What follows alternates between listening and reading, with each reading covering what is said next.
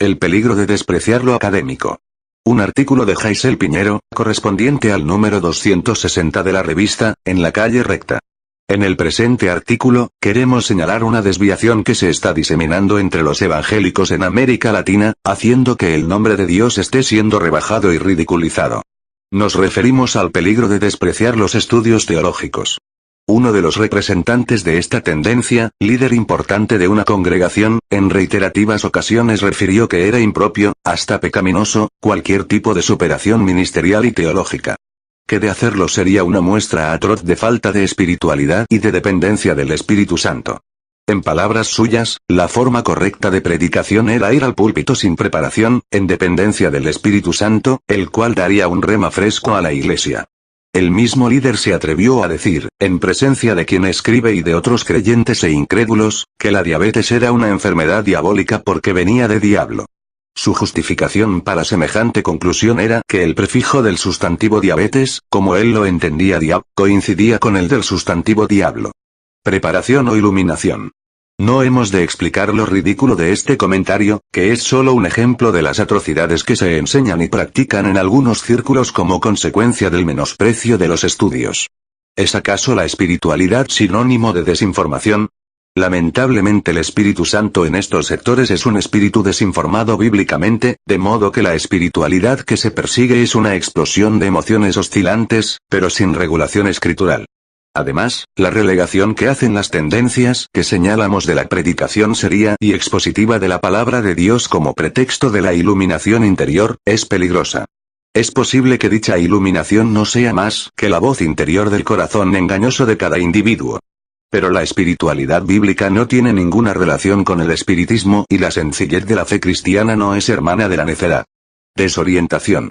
Una señora a quien conozco, que no tenía ninguna relación con la fe cristiana, fue invitada a una iglesia marcada por estos ideales, después del evento admitió su agotamiento, reconociendo que se encontraba más desorientada y confundida en relación a la fe cristiana.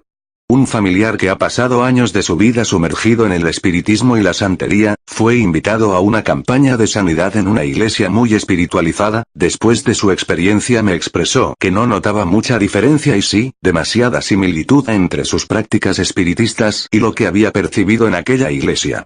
Manipulación.